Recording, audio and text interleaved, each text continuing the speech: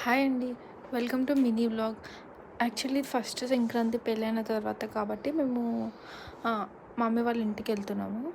మేమైతే ఆల్మోస్ట్ 6:30కి అలా స్టార్ట్ అయ్యాం. చాలా అంటే చాలా ట్రాఫిక్ ఉంది. అందరూ ఊరికెళ్తుంటారు కదా! బాగా ట్రాఫిక్ ఉన్నింది.